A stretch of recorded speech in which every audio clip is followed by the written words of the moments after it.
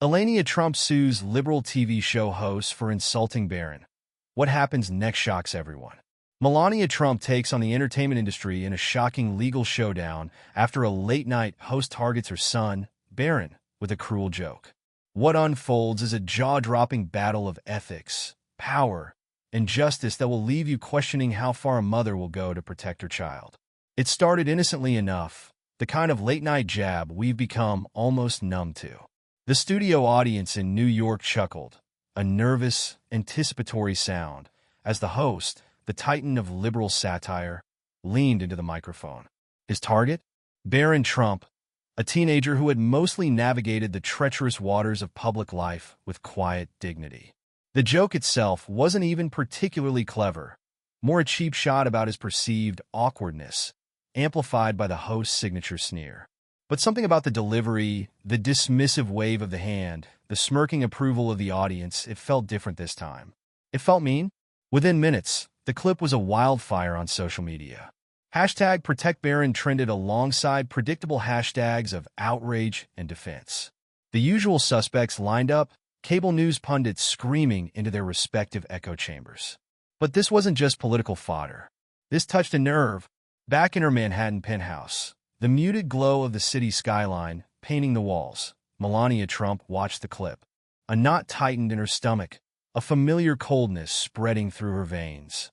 Melania was no stranger to the barbs of public life. As a celebrated novelist, her every word, every public appearance, was dissected, praised, or vilified with equal fervor. She'd learned to build walls, to deflect the noise. But this was different. This wasn't about her. This was about Barron, her son, her anchor in a world that often fell adrift.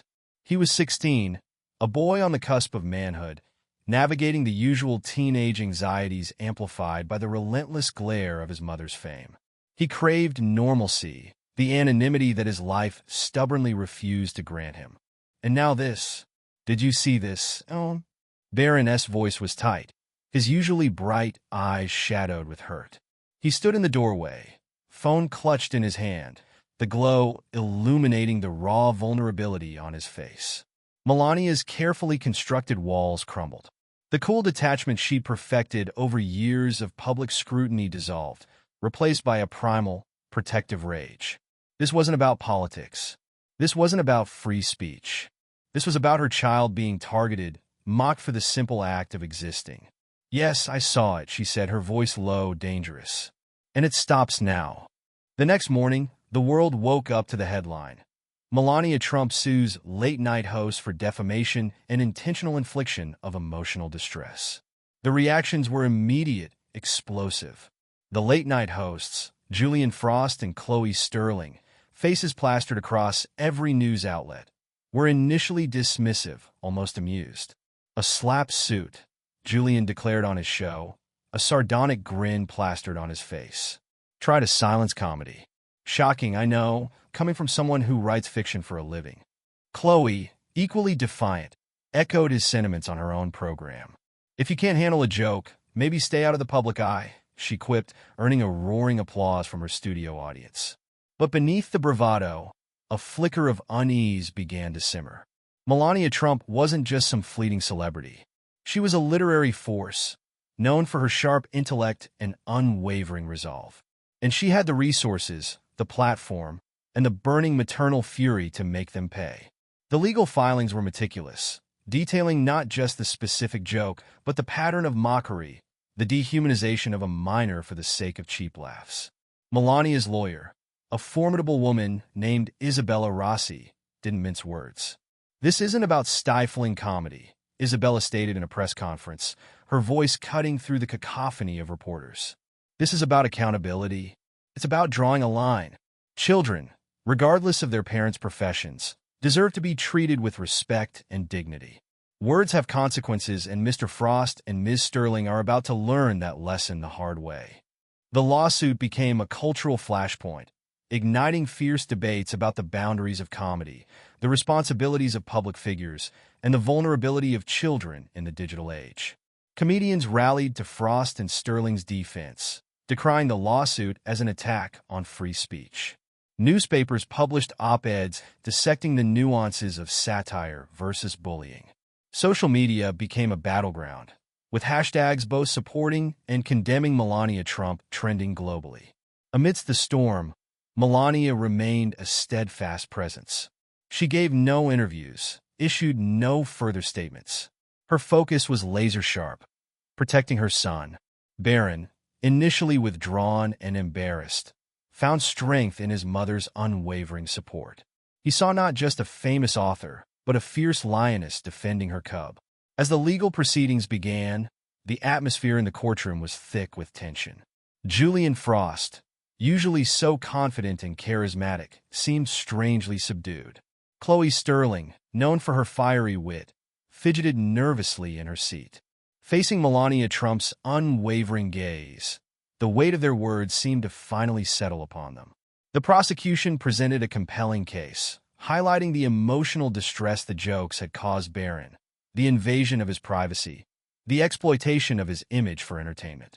Barron himself took the stand, his voice trembling slightly as he described the impact of the relentless mockery, the whispers in the hallways, the online taunts. "It's like everyone thinks they know me," he said, his voice cracking with emotion. "Just because of who my MOM is. And then they laugh, like I'm some kind of joke." The courtroom was silent, the weight of his words palpable.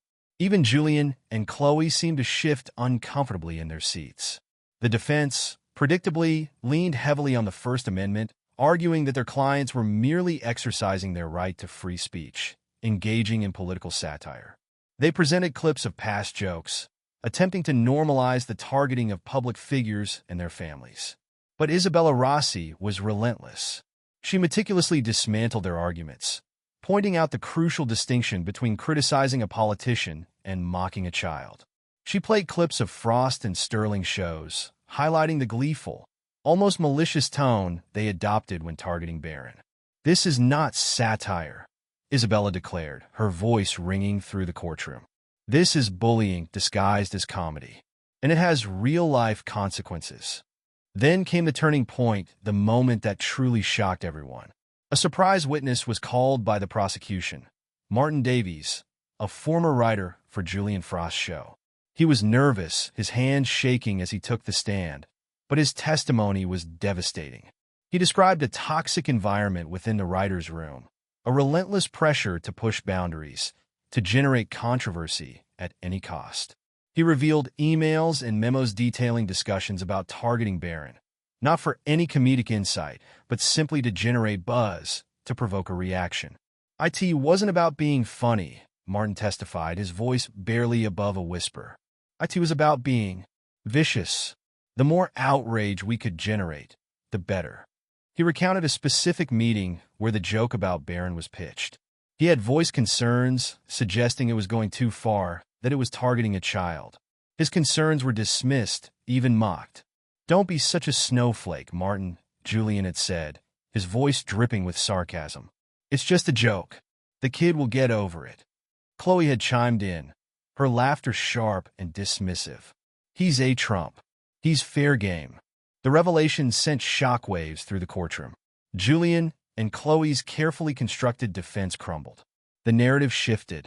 This wasn't just about free speech. This was about the deliberate, calculated targeting of a child for ratings. The jury deliberated for days, the tension in the city palpable. Finally, the verdict came: guilty. Both Julian Frost and Chloe Sterling were found liable for defamation and intentional infliction of emotional distress. The damages awarded were significant, a clear message that there were consequences for their actions. But the real shock came not with the verdict itself, but with what happened next. In the aftermath of the trial, something unexpected began to happen. The initial outrage, the polarized opinions, started to give way to something more nuanced, more thoughtful. People began to truly grapple with the core issues the case had raised. Julian Frost, stripped of his platform, facing public condemnation, issued a statement. It wasn't the defiant, sarcastic tone the public had come to expect. It was raw, vulnerable, almost apologetic. "I messed up," he wrote. "I let the pressure, the need for ratings, cloud my judgment.